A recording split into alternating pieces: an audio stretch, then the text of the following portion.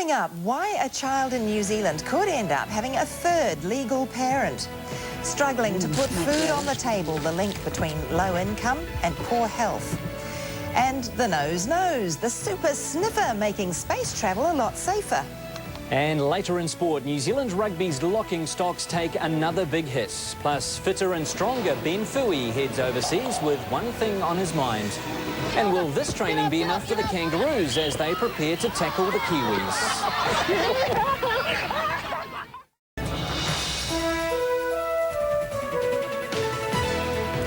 Families may have varying makeup these days, but a report released today has raised the possibility of a child having 3 legal parents. Not so high-tech after all.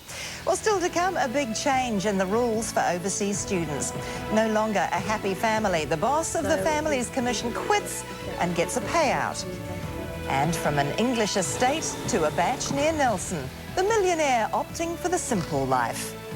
And some of us will have to turn on the heater and pull out that extra blanket tonight. I'll tell you where, after sport.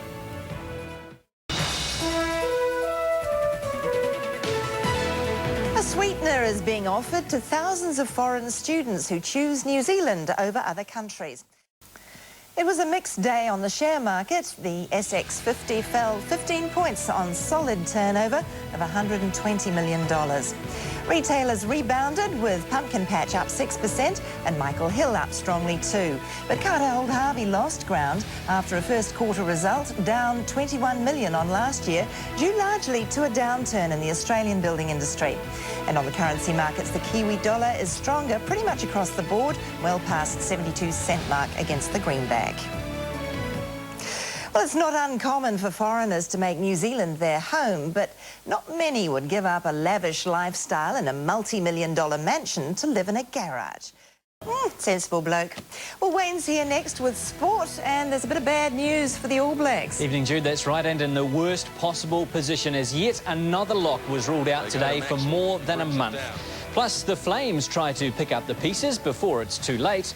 And some advice for New Zealand yachting from an Olympic champion who's in Team New Zealand's afterguards.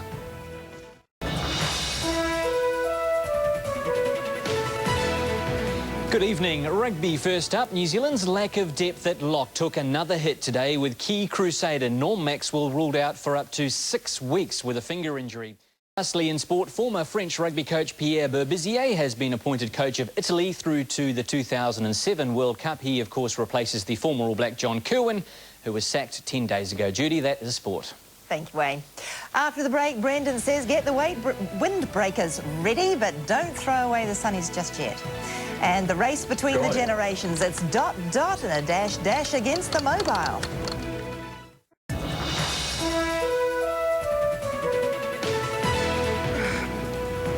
Hi everyone.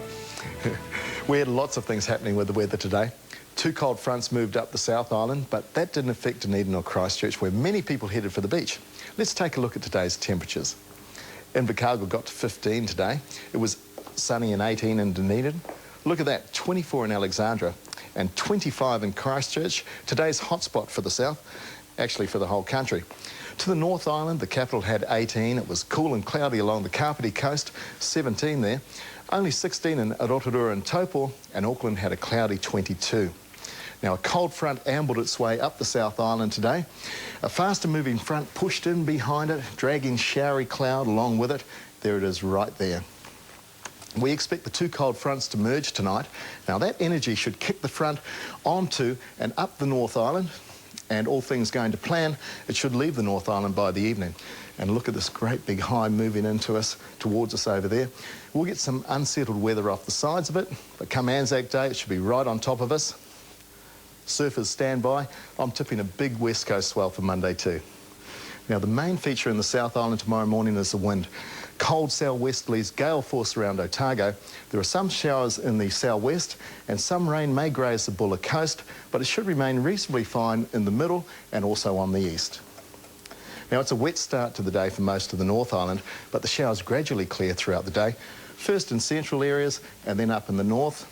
The showers may linger around near Gisborne. Now, we can expect a day of easing showers in Invercargill. Hopefully the cold southerlies will fade and the wind should also ease in Alexandra, Queenstown and Timaru.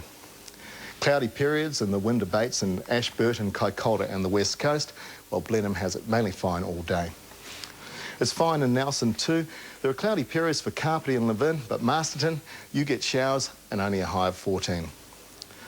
The showers should clear in Palmerston North, Wanganui and New Plymouth, but they stick around a little longer in Napier and Hastings.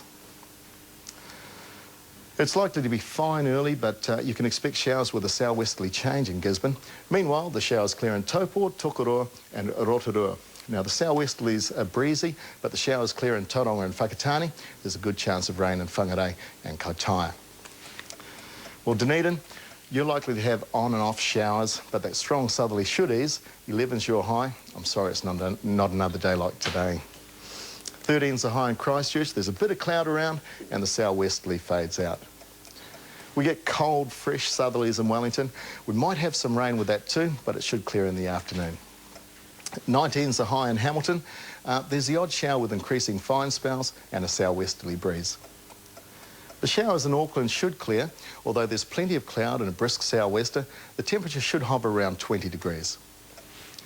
Now, because of a large ridge of high pressure over eastern Australia, that will supply sunny days to Adelaide, also Melbourne, Canberra and Tasmania, but most of the other major centres in Australia get a fair dose of showers. Mate. There's lots of warm, moist air in the Pacific, so we've got showers in most places, along with a good chance of an isolated thunderstorm. Well, it's sunny in most places on Friday. Not the Chathams, though. You'll most likely have showers and southerlies. Come Saturday, rain and more cold southerlies move in from the southwest, but the good news is they shouldn't stay for too long. Well, I've got 3 places to be tomorrow. The New Zealand Pony Club Teams Championships 50th Jubilee is on in Orkotiri near Palmerston North. The Hamilton Doll and Teddy Bear show starts in the Hamilton Gardens Pavilion. And the Hororata Play Centre is holding a pamper night for parents at the Hororata Hall. Everyone's welcome. It starts at 7:30. I'll be back later.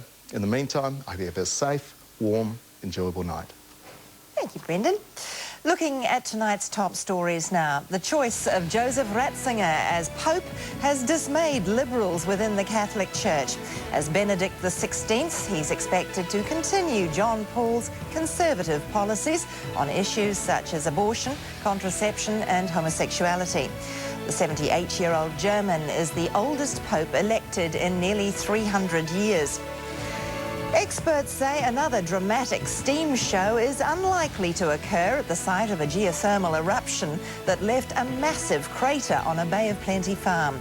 The blast hurled ash and rocks 15 metres into the air. It's believed to be one of the biggest in New Zealand in half a century. And some of the 150 children born each year with the aid of sperm and egg donors could end up with a third legal parent. A Law Commission proposal would allow donors to have equal access to their offspring if the parties involved agree. Well, finally tonight, a very unusual showdown between the young and the old. Susan is close up next, and the Tonight team has more news at 10:30. From us, though, good night.